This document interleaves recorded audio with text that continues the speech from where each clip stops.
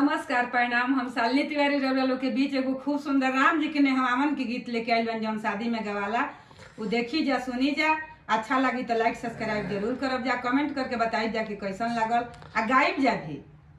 के ये जे पोखरा खानावेला घाट बनावेला, के ये जे पोखरा खानावेला घाट बनावेला, एके कर पड़ला हकारा तके नेहावा आवेला, एके कर पड़ला हकारा तके नेहावा आवेला।